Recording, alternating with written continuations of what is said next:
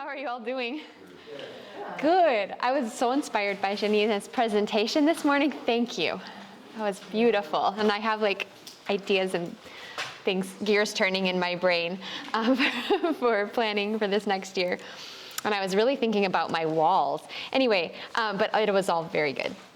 So I'm going to be presenting this morning in place of Kalisha, and if she was here, she'd probably be like, oh, it's time for science, and she's like super excited, but that's her. And so I'm just gonna be me, but I am also excited that I get to present about science, because science is just an awesome thing that we get to learn about with our students. It can be hands-on. Well, let's get into it. Actually, let's bow our heads for prayer first, por favor, please. Father, thank you so much that we get to study and think about studying about your creation. And this morning, just help this to be clear, especially because it's Kalisha's original presentation. And thank you for the work that she's put into it. Please bless her and her family and us as well, as we're thinking about this and planning for how to show you to our students through your creation. In Jesus' name, amen. All right, so what do you remember most about your science class from your elementary years? Let's just take a minute at your table, please. Share with each other what you remember. And it could be from high school, too. I know some of you are teaching 9 and 10.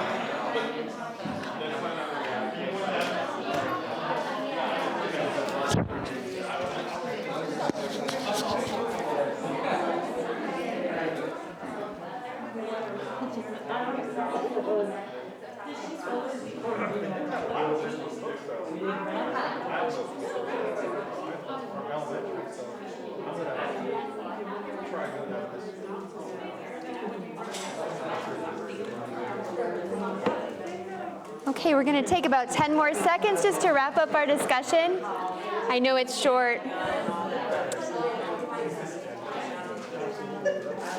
3, 2, 1, and hopefully you've really been enjoying these memories. I remember one thing that I really enjoyed from my 7th or 8th grade science class that came back to me, and that was when we made hot air balloons out of tissue paper and other materials, and then we got to fly them. And the thing that really sticks out to me, and I know that this isn't science related, but it's relationship related, which goes back to what Janina was saying, was that my teacher consented to follow my team's hot air balloon in his van with us inside, because it was the only surviving one. All the other ones burst into flame, but ours was like taking off. And so we said, let's go follow it. And he took us.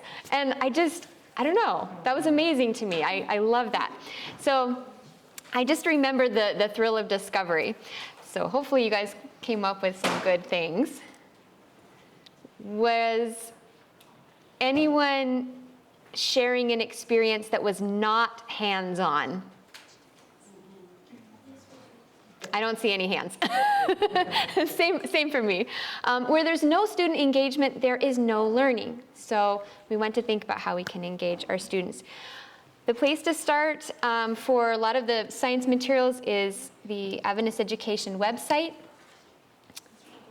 And I don't know what else Kalisha was going to say in here, but I will say that this is our hub. And there is a Oh, yep, no problem. And this will be on Padlet as well, so you can get that later, so no worries. But definitely stop me if you need me to stop. So this is a 5-part instructional model that we have been using. This curriculum was designed as an initiative with the North American Division of Education. So this is faith-based in cooperation with Kendall Hunt. And we've used this 5-part instructional model as our base. Starts with engaging students, and then we go into a discovery process, and then we explain the concept, we can extend it, and then we assess and reflect as part of the learning cycle. So Kalisha has a Sage and Scribe activity on the side. Basically, have you ever done a Sage and Scribe activity? It's basically where you have partners and you teach each other a process. You start out, one of you is the Sage and the other is the Scribe, writing or listening, and then you flip. So if you could just quickly with the person next to you, or I know some of you are in groups of 3, just go ahead and say to each other the 5-part instructional model, and then we'll go on. All right, you may begin.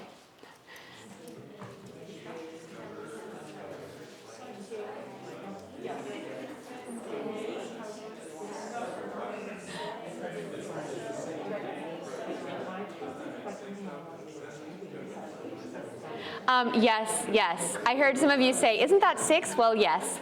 That is 6 parts with assess and reflect.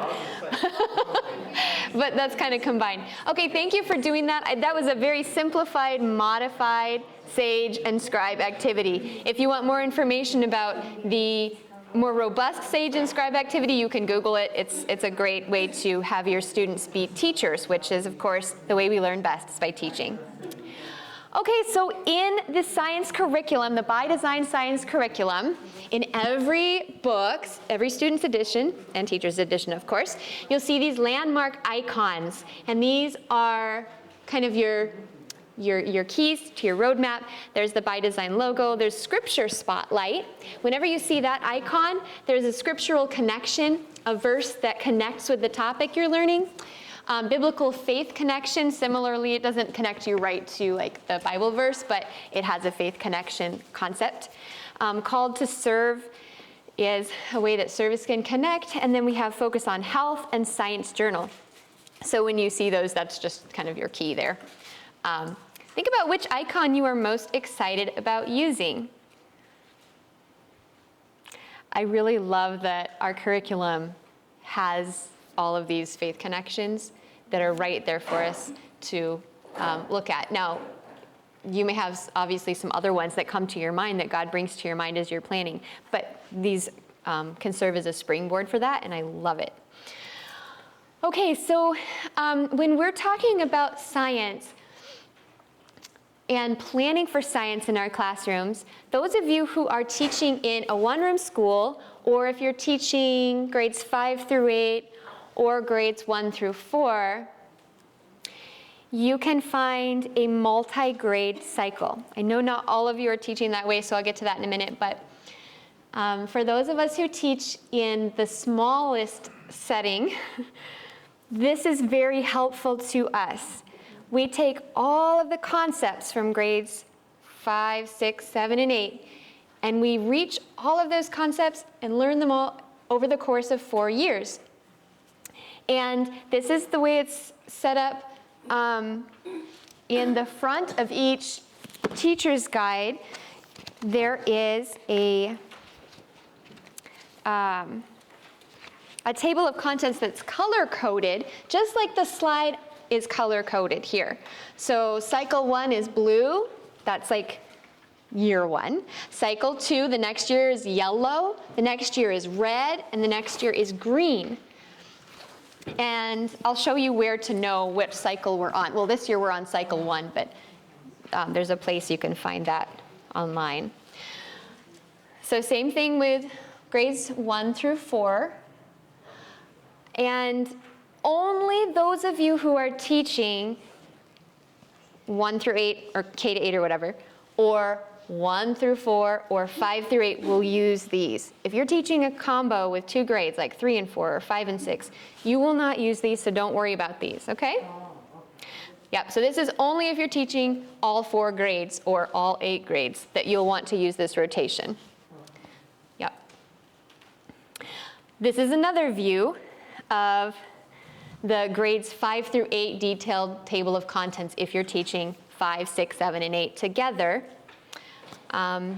They have broken up the topics so that they're covered within the 4-year cycle. And here's the 1 through 4. So maybe you can think, how will you make best use of these chapter overviews in your planning if you're teaching those grade bands? We'll get into that a little bit more in a minute. Okay, here's a sample year overview. When you're making your yearly plans, I think this is one Kalisha made a few years back. No matter what grade combination you're teaching, you will have 4 science topics, umbrella topics that you will be covering during the course of the school year. Life science, human body, earth science, and physical science. And sometimes teachers will switch those around. Like this is the order that they suggest. You do life science first quarter, human body second quarter, earth science third quarter, physical science fourth quarter. Again, this is K to 8. So if you're teaching 9 and 10, you're going to have a different curriculum. But for 1 through 8, 1 through 8, this is the breakdown. Sometimes teachers will move life science to the last quarter and take physical science and put it in the first quarter. That's up to you. But this is a suggested order. If you move it to the third quarter, that's when you can do your plant growing and stuff because it's spring. Right. So that's one of the reasons why some of the teachers move the life around with the different. Yeah. Because of your seasons. Because of the seasons, right. So you might want to teach, if you're teaching plants, then you may want to move the life science to a time when you can grow those plants, exactly. Or maybe you're doing what do you call that? Hydroponic, thank you. Maybe you're doing hydroponic planting and it doesn't matter. But if it does, then that's a really good reason to move it around. So this is another example of how if you're teaching 1 through 4 or 5 through 8, that you could break these down. How do you know the pacing guide? We will get to that. This is a lot though. You can see how kind of Kalisha has grown over the course of her planning. This was more simplified. And then she got into, she has her experiments listed. That's kind of cool. I've not done that before in that way. So I love that. She has her topics and then her experiments there. This is the one that I have planned with her last year and then this year. So last year was cycle 4, this year is cycle 1 for those multi-grade bands. But we broke down the days and then did our pacing based on that. Now, later we'll talk about how we figured out that pacing. Okay, the curriculum, yeah. Mm-hmm. Yeah. Could you just elaborate a little bit on what a cycle is for those who may not, that aren't familiar with that? Yes, so going back to this overview, a cycle is just a year where you're covering part of the topics in grades 5 through 8. So the blue is cycle 1, so you can see that in the grade 5 textbook, part of that textbook is highlighted in blue. Part of those chapters and lessons are blue. And those are the ones you're going to teach during year or cycle 1. And then in the grade 6 textbook, there's also some highlighted in blue. So you're also teaching some from the grade 6 textbook in cycle or year 1. This can look super confusing, but we'll get to in just a minute. This multi-grade teacher's guide is designed for you. You're not going to be using the teacher's guides in the single grade textbook. If you're teaching in 1 through 4 or 5 through 8 or 1 through 8, you're going to want to use this beautiful, this one is the cycle 1 multi-grade teacher's guide. So does that make a little more sense? There are 4 cycles and 4 years. So this cycle is a year. So this year, 2022-2023 school year, we're going to be teaching the blue topics. And then next year, we'll be teaching the yellow topics. And then the next year, the pink or red. And then the final year, the green. And then we'll go back and do it again. Because the students will have gone through the whole cycles, all of the cycles. Okay, yes? Okay, so I know what the standards, like, the standards would say K-2 for science, right? But for Yeah. the actual book, so where do you, Padlet or either, I would say, where do you get this book that has the multi-grades? This? Oh, good. Okay, we'll get to that in just a second. That's a really good question. I think it comes in here later, but maybe it doesn't. Well, I'll just answer it now, and then if it comes back to it, we'll come back to it. Okay, so, oh yeah, actually, no, I did see one later, because it shows you the order form, so we'll talk about that, how to order these. Yeah. Okay, so for the multi-grade, if you're teaching 1 through 4, or 5 through 8, or 1 through 8 combo, in this multi-grade teacher guide, it has assessments for multi-grade bands. And it has, I'll just show you. Okay, yeah, so here's a unit test, and it says on here, levels 5 and 6. So it will test the 5th and 6th graders from here, and then the next page says levels 7 and 8. And on the screen you can see that's a levels 5 and 6 test. That doesn't include the third and fourth, is that what you're saying? So this is only for if you're teaching grades 1 through 4 in one room, or if you're teaching grades 5 through 8 in one room. So what grades are you teaching? Third and fourth. Okay, yeah, so we'll get to you in a second. So yeah, so this does not apply. Sorry. Yeah, so don't worry about that part. Okay, but for everybody, let me go back, because I don't think it's in here. For those of you who are teaching just 2 grades, you're just going to use an alternation cycle. And I added yesterday to yesterday's Padlet the alternation cycle information, the textbook information, actually for everybody, it's for everybody on there. But if you haven't seen it already, I put the textbook information for those of you teaching anywhere from 1st grade to 8th grade. So you can go on the Padlet and see that. I'll just show you where that's at. Let's see here. Okay, so if you scroll down on Sunday, like under, not the school calendar, but under the yearly and daily plans, here we go, creating yearly plans. So there's pacing guides for the really small schools. And then here we go, here's textbooks. So you can find the textbook plan for if you're teaching in a one-room school, grades 1 through 8, all of those. There's also the textbook plan for if you're teaching K to 4, the lower grades. There's also a textbook plan if you're teaching 5 through 8 in one room. And then there's the textbook alternation plan for the 2-grade combos. So this is where you'll find, for example, with science, when you're doing your science planning, this is where you will find, you scroll down here, we'll find science on here, yep. You'll find that for grades 1 and 2, you're going to be teaching from the grade 2 textbook. For grades 3 and 4, you're going to be teaching from the grade 4 textbook. So, where did my, oh, it's okay, yeah, perfect. Yeah, thanks. This is for the upcoming year, yeah. So this is a, wait, no it's not, It took me to the wrong link again. Hang on. It always comes up like this. I'm going to give your 4th grade textbook back, sorry. I need the 3rd grade textbook.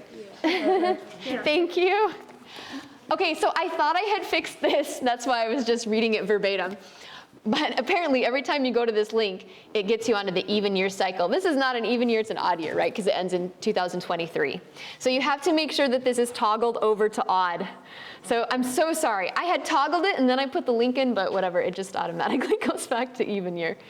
So let's now scroll down for the correct information, okay? Tell them a little bit about how you know if it's an even or odd year. Yeah, because the school year ends in either an even or odd year. So this is 2023, end of the school year, so it's an odd year cycle. Thank you. So science, because this is an odd year, it's an odd cycle, so we teach the odd grades. So 1, grade 3, grade 5, grade 7. So if you're teaching 7 and 8 together, you're going to teach from the 7th grade science textbook. And if you're teaching grades 5 and 6, it'll be from the 5th grade science textbook. And then you can just use this as your teacher's guide. You do not need this unless you're teaching 4 grades or more together. And if you're in a one-room school, you'll need both the lower grade and the upper grade multi-grade teachers edition.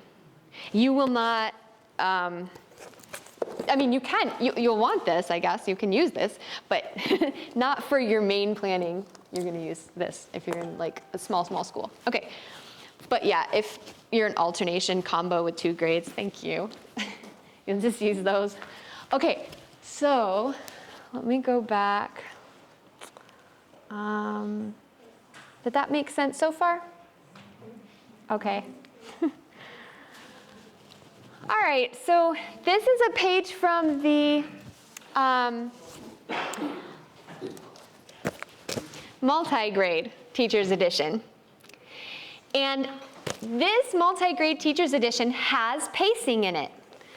You can see on the screen it says, at the top left, there's a blue circle and it says 1 day. So it's saying this is suggested. You can take 1 day to open your unit and do the unit opener. So we're gonna kind of go through what it might be like when you're teaching about the human body. So Kalisha has some cool things in here. We always look at the big idea, whether you're teaching single grade curriculum or whether you're teaching from the multi-grade, you always start out with the big idea. And here in the Teacher's Edition, let's see if I can find it. Yeah, well, it'll show it better in the Student Edition, obviously, but the very first couple pages of a chapter, a topic are, there's a big picture, there's an inquiry kickoff, but then there's the big idea. So we're always starting with our objective. What are we wanting students to know and learn? And the big idea of this unit is that the human body is a marvel. God designed the body systems to work together in harmony to ensure good health. That's from cycle 3 of the multi-grade cycle. All right. So here's another sample page from the multi-grade. This one, it's paced for 4 days, and you can go as close to that as you're able. I'm thankful that there is pacing in here.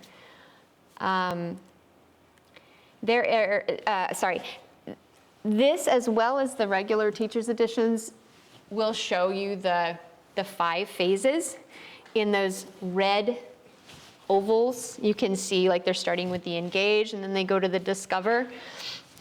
And they've pulled different activities from the different levels that are describing that topic. So I think this is probably from from the 5th through 8th, yeah, level 5, 6, 7, and 8. They show you vocabulary, they show you the reading pages over on the left, and those, and these little pullouts on the left, it shows you the pages from the textbook, the student textbook. And then, of course, at the top, there's your objectives or your standards. And then, yeah, engage, discover, and here's the explain, where they just have some information that will help you as you're teaching the science concepts, and then they end with extend and reflect.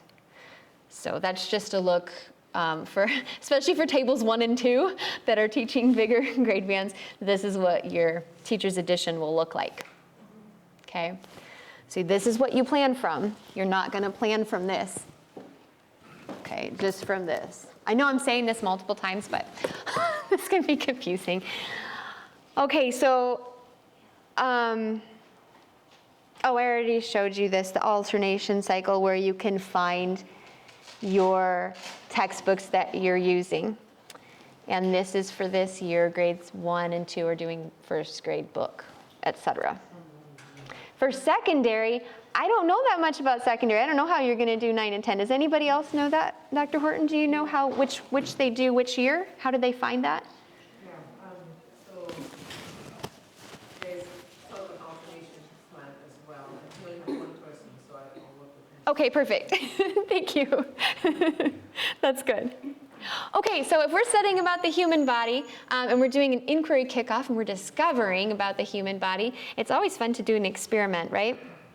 So we're going to start out with an experiment that we can all do together here. And then we're going to watch another one. But first, let's do the one that we can do together. So if I could have, we'll just go a couple tables at a time. When I say go, I would like the tables that I call to head back to the back table. And on the back table, you're going to see a napkin with a saltine on it. And I'd like you, when I say go, to go and get that and bring it back to your table and just set it on the table and wait for further instructions, okay? Don't eat it yet. You can look at it, you can touch it, but don't eat it yet. Okay, so let's start with tables 1 and 2. You can go to the back and grab a cracker, please.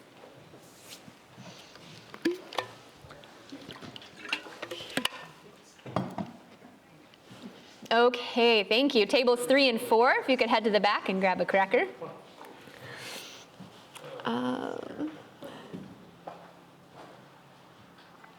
Okay, so I'm pulling up another sheet on the screen while you're doing that, just because I haven't done this myself in a long time, and I had to pull up a cheat sheet for myself, a guide. So I'm gonna put this in Padlet as well if you want to use it. Okay, tables 5 and 6, thank you. If you can go and grab your cracker. So we're going to be learning about the digestive system today. And the digestive system breaks down food so that our body can have the energy from the food that it needs. And our body breaks it down mechanically and chemically. And I'm just going to jump down to here. Okay. Because this is actually where it would start. Okay. Let's think about our last meal. Hopefully it was breakfast. Hopefully you had some breakfast. Or maybe you just finished a snack from the snack table over there. Why did you eat? Other than the fact that you were hungry, why did you eat? It's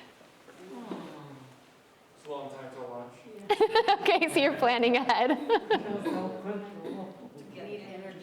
To get energy, right? Because these meetings are long, and they're good, but they're long. Well, I hope they're good for you.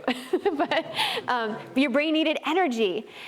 Maybe some of you ate because it tasted good too. I don't know. God made food to taste good. But yeah, we need energy. So God made our bodies to be able to get energy from food. And how did he do that? Now, if we had more time, I'd have you maybe draw and label what you think the digestive system looks like and share with a partner and compare and contrast the parts that you drew. Maybe we would do a class chart. Where do you think the digestion begins? Yeah, you guys are really smart. It doesn't begin in the stomach. Some kids might say the stomach, but no, you're right, it begins in the mouth. So today we're going to investigate how that occurs.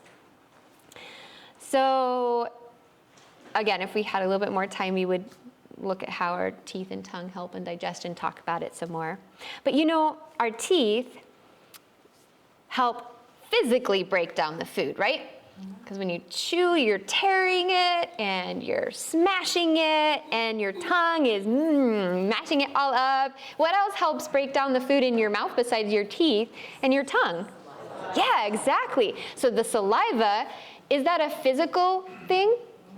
No, it's right. It's a chemical thing. So it's a chemical aspect of digestion. So we would talk more about that. Okay, now, we are going to, I don't know if I have the lab sheet in this attachment. I'll have to try that. Bummer. I didn't notice that it, oh, it's down here. Oh, phew, okay. All right. Okay, we're not totally doing the iodine. Sorry. Oh no, I think I have the wrong one here. All right, well, yeah, we can at least do part of this. Okay, in just a minute, I'd like you to take your cracker. Actually, you can do it right now. Take your cracker in your hand, okay? And we're going to put the cracker to our mouth, and we're going to chew it. And I want you to notice what it tastes like as you chew it. Okay, you can put it in your mouth, start chewing it. Oh, thanks. Okay, I'll do this too.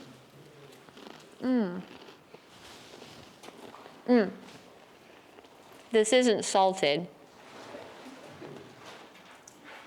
It's kind of bland.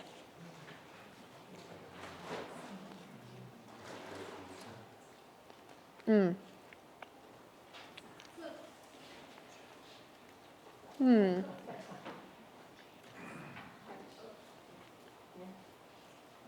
Hmm.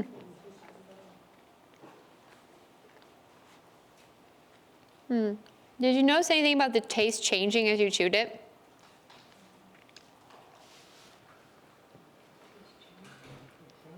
Mm-hmm. Did anything change about the taste of the cracker?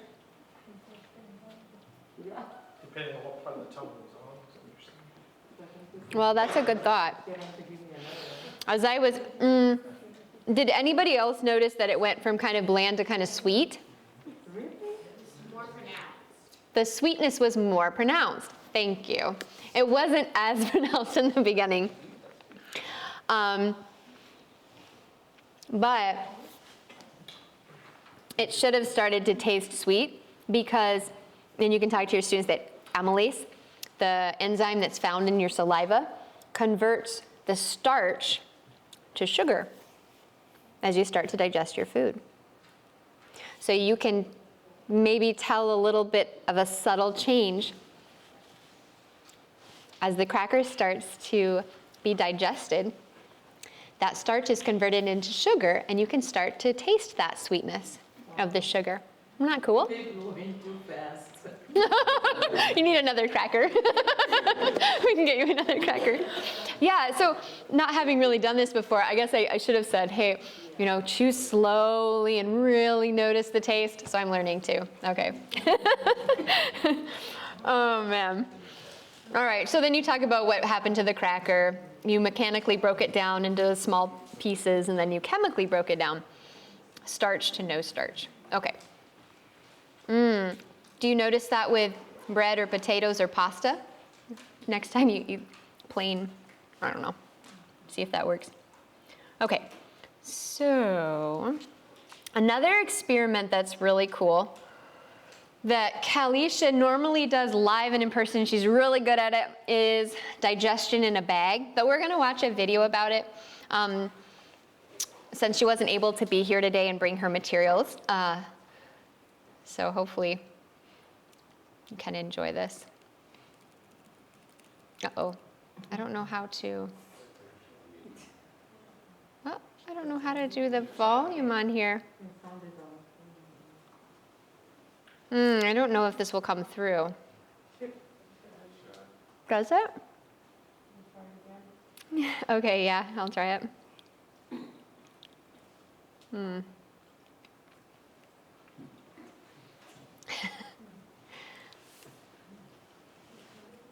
If we're not able to do it, it will be in the Padlet. I'll link it in there so you can watch it later.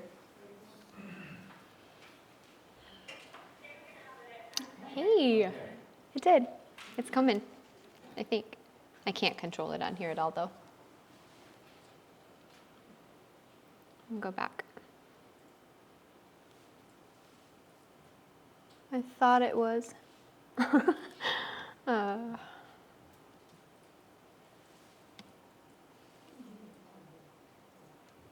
don't know. Oh!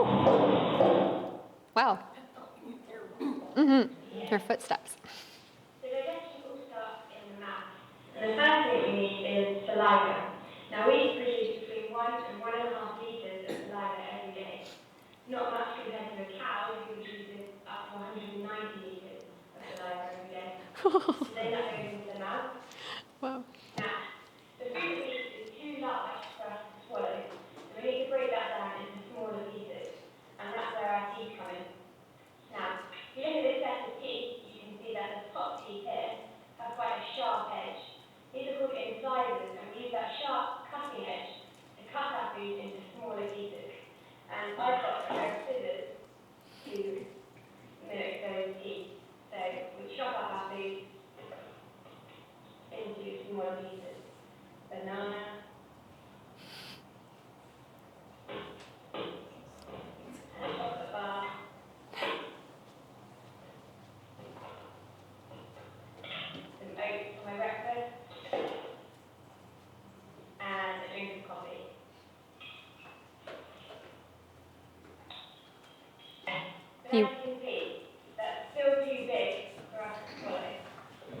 we need to break it down into smaller pieces, and that's where our molars come in, these back teeth, which have a larger surface to grind our food. And those molars, I have a potato masher. Now you could choose materials that are, you know, appropriate for your the 8 laws of health, right? Maybe like the bananas are good. Use a blender. Yeah. Amylase, which breaks down starch into glucose. So that piece of bread that we've just eaten is now beginning to be digested from a starch into glucose. From the mouth, we swallow our food and it travels down into our stomach. So we scoop out our food, and put it into our bag, which represents our stomach. Doesn't it look appetizing?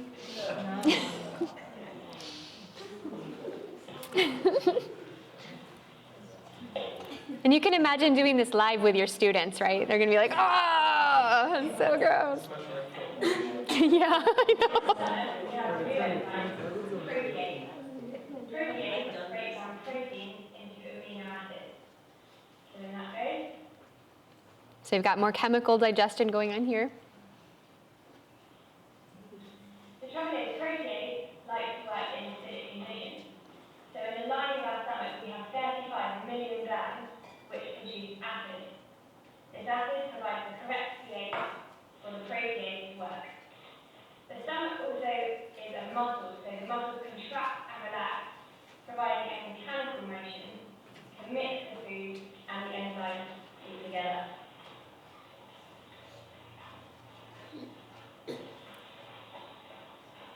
From the stomach, the food moves into the small intestine. We've got a small section of type to represent the small intestine. There you go. This is the fun part. This would be about 6 meters. So the food travels into our small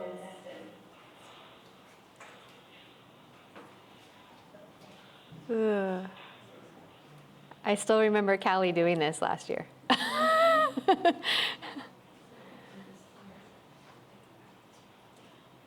here's our vegetable continues. So we have the same enzymes that we have in our mouth and our stomach. We have lipase and protease doing the same job. But here we have a third enzyme called lipase. Now lipase breaks down our lipids or our fat into fatty acids and glycerol. Now you may not have all these materials. You could still do a simplified version of this experiment, and it Now, would. just as the enzymes in our stomach like to have an acidic pH, the enzymes in our small intestine like an alkaline pH. So here we need a substance called bile. Bile is a greenish yellow alkaline that is produced in the liver and stored in the gallbladder. And that goes into the small intestine to provide the correct pH for our enzymes. It also has a second role, which is to emulsify our fat or break down our fat from large globules into smaller globules to increase the surface area for the lipase enzyme to work on. In the small intestine, we also have absorption of useful nutrients to the body. And this is done by special cells called villi, which allow the nutrients to be absorbed into the bloodstream, just as they come through the holes of the types in this demonstration. In the small intestine, the undigested food travels into the large intestine. Now this Wow. is where water is reabsorbed into the body, along with any salts that the body requires.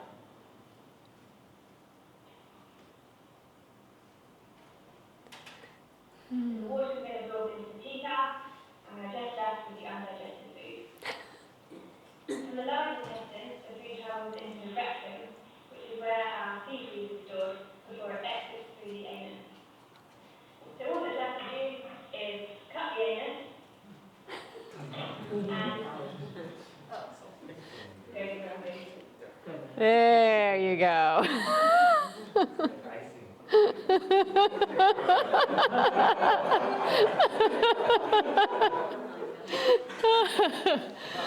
All right, just imagine that, doing that with your students. And you know what? It really, all of your senses are engaged. Not only the feel, the sight, but the smell. It smells different too. I remember that from last year. Anyway, there's great pictorial aids in the textbook. You can also find, technology aids like apps or things that will enhance the students' understanding. This is an example of what Kalisha's students did a couple of years ago, or maybe a year ago, I don't know. Anyway, they made drawings or illustrations of the digestive system. I think we may have found those pieces of the digestive system on Teachers Pay Teachers or something like that, and they colored them and cut them out and used the labels and pasted them onto their own body that they had traced on the chart paper. But there's so many different ways you can do hands-on learning in science. So here's a few pictures from Kalisha's classroom where they have the chrysalises.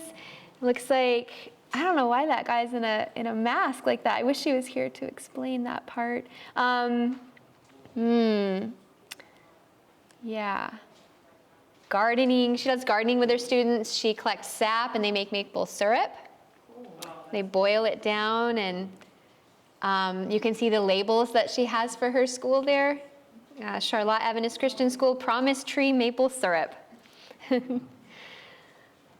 And I don't know if that's, like a bee suit? Anyway, it looks like she's made honey, maybe some, those rice bags that you can heat up and they give you heat therapy for sore muscles or whatever. It looks like maybe that in the bottom left corner. But studying different science concepts, the phases of the moon, anything that you can do obviously to engage your students in lab activities or hands-on activities will increase understanding. And then storage for materials is really important. You want to be able to access them easily. And any of your materials for labs, it looks like she's showing us her science cabinets there with some science posters on the outside, but then on the inside she has bins that she has labeled. So that's super helpful when you're trying to find things. Eye protection is one of the bins. So you have safety materials as well as your other things for experiments. So think about your school and maybe there already is a storage system set up. Maybe you want to tweak that one thing at a time, right? That can be done over the course of time. But I know my science bins were kind of unorganized, and this summer my mom came and helped me do inventory. It was about a week ago. And we went through and did the school inventory and then organized them into bins. So I have like a list of everything that I have, and I did it on Google Sheets so I can access it anytime on my phone or anywhere. So if I'm out shopping, I can be like, oh, what do I need for this? And I can access my plans on here, and then I can access my inventory list on here to see if I need to purchase anything new. But the most important thing is that when we're studying science, that we are getting to know God better. And all true science is just interpreting his handwriting. And I love that. In science, or not in science, in college, I took a handwriting analysis class as part of communication. And it was so fascinating to me. So I love this, that we're actually analyzing God's handwriting to see who he is in the world around us. Rightly understood, both the book of nature and the written word makes us acquainted with God by teaching us something of the wise and beneficent laws through which he works. The student should be led to see God in all the works of creation. Okay. Thank you so much for listening. Before we close, or in closing, I want to talk about what's next, because we're going to be able to start planning together. We've divided you up into tables based on, as much as we could, grade levels, so that way you could, if you want, plan together as a team. You could also do your own individual plans. That's totally up to you, but if you want to plan together as a team for the first 2 weeks of school, you're welcome to do that. You can share your plans with each other and then turn them into your superintendents. The plans are ideally due by Friday. If you're not able to finish, then that's between you and your superintendent. But I think for the credit, they need to be done. Am I saying this correctly, Dr. Horton? Sorry, if I could engage you for a minute. I was just talking about the plan for the week, because we're going to start planning for science here in a minute. So when are the plans due, and what's the arrangement with that again? Good question. So all of the plans and your facilitators will be checking off on the sheet that I showed you this morning, which you have in your folders, the lesson plans, but we would like them also, the lesson plans to be done before Friday. We're hoping that within a day or so after the presentation, you have completed that subject area lesson plan, so you can have time for the next subject area, because we're doing this in sequence. But we might want them to be done by Thursday evening, latest, before you leave here on Friday. Thank you. Yeah. And of course, I'm going to be talking to you tomorrow about academic credit. I'll meet with those of you who are interested. So let me know, there's that card. I'm very off topic. Nicole will make a comment about that this evening. Okay, thank you. So you're welcome to work on them in the evening, of course, and you can get together in your groups if you wish in the evening as well. But we want to give you time during the day to do this while we're here as well, so you can ask any questions you might have and work together. So before we do that,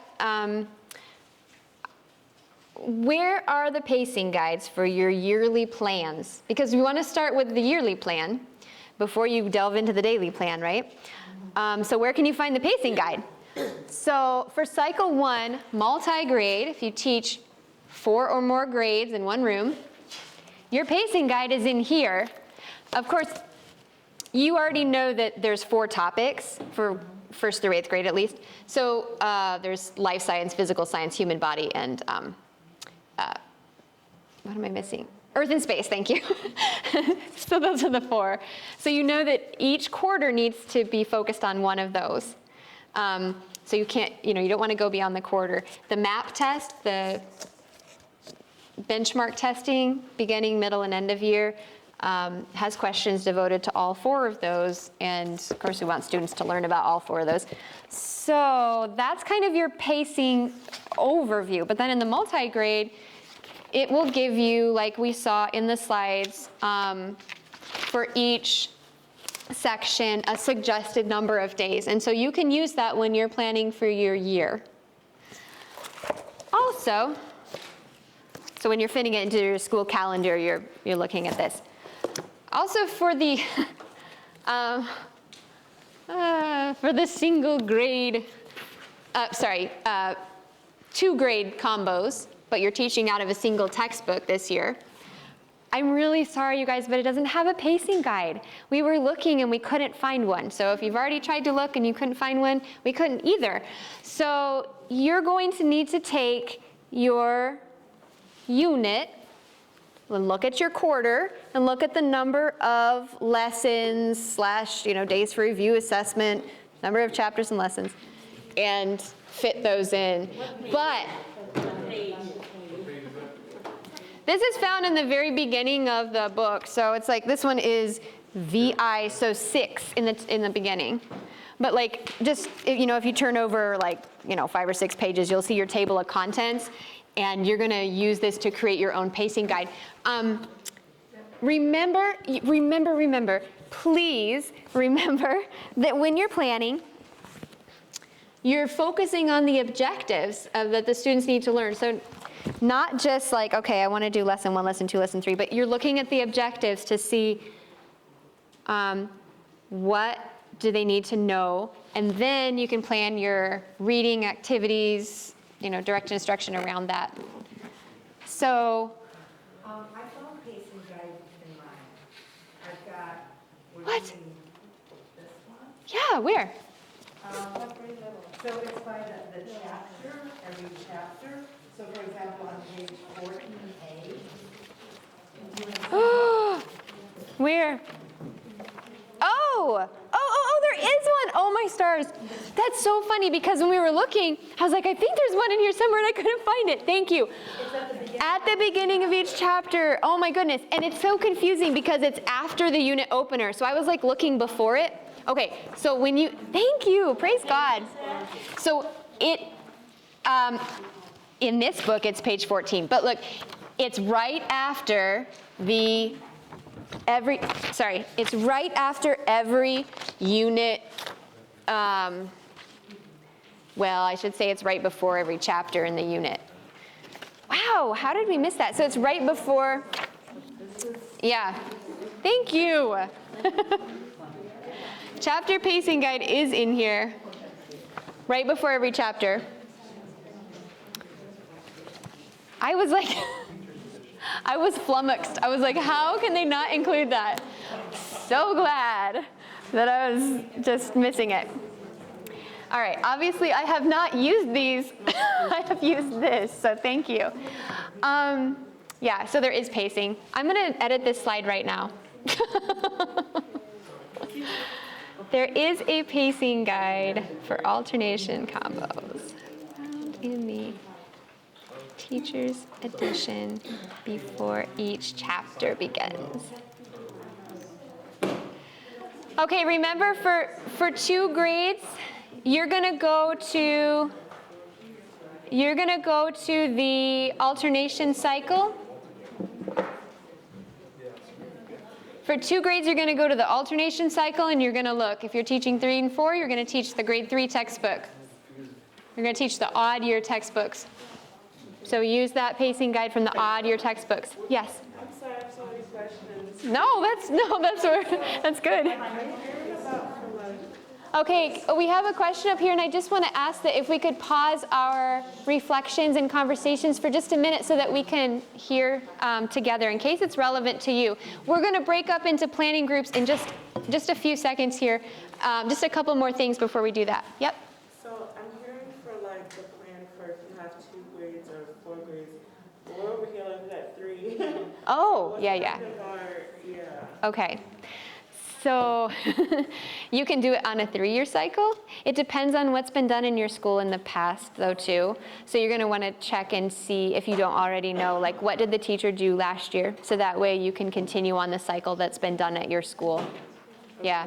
Sometimes schools with 3 grades will combine, like they'll do team teaching for subject areas, too. So just, like, maybe you already know that you're not doing that, and then you probably just will do the 3-year cycle, like teach, are you doing 3, 4, 5 or something like that? Or K to 2. Oh, K to 2, okay. So, well, in kindergarten, you're gonna be taking the kindergarten training, I think, and they have their own science. But yeah, so you'd probably have a 1-2 rotation. So this year you'd be teaching grade 1, so just do the grade 1, I think, that would be my advice. Is that okay, Nicole? She's doing K to 2, and she's asking which year to teach, and I recommend 1st grade, because kindergarten is kind of separate anyway. So then she would be on the 1-2 cycle, right? So she'd do 1st grade this year? Yes, Okay, thank you. yeah, I'll talk to you separately. Okay, good. Okay, well, let's finish up as a whole group, and then we can take individual questions and just rotate around as you guys get started planning. Let me go back down to the bottom here. Oh, after you pace out your year and you put your yearly plans together, which you'll do first, then you can start going in and doing your 2 weeks of lesson plans, your daily plans. So here's just a sample, a reminder that you're really looking at your focus first, your objectives first, and then you're pulling in things to engage the students at the beginning, discovery activities, what you're going to do to instruct them, and then how they're going to extend that and then be assessed and have their reflection time as well. So you'll want your objectives, and then your materials that you're going to need, your activities that you'll do, and then the assessment. So here's a couple of samples. I don't think, none of these have the objectives explicitly listed. However, the one on the right does have what chapter it is, what lesson it is, which has the question, what themes repeat in biology? Well, I guess the one on the left does too. It's just in a different order. Number 2 says, read and discuss what is a living thing, and it has the lesson. But just keep in mind that these lesson plans were developed with the objective in mind. So whoever put these plans together was thinking about the objective, and then they pulled this to meet the objective. They pulled in the textbook resource. They pulled in, let's see, there's an activity called Make a Connection with Microscopes and Cells. There might be, make an animal cell. There's a graphic organizer, a KWL chart. There's an exit ticket. What's the other one? A poster, making a poster. So I'm going to put this on Padlet so it's on there as an example that you can get to. You can also feel free to take a picture if you want. But what questions do you guys have about the yearly plans or daily plans that we could address as a group? If you have more individual questions, then we will also come around in just a second as we get started. Yeah? Does Plansbook have a format for both? A template? Oh. Template. Let's go in, because I haven't used one, but it might. Okay, if you're wanting to hear the answer to that question, feel free to stick with me. Otherwise, our planning time is going to begin, so you can start pulling materials together and making your yearly plan. Thank you guys so much.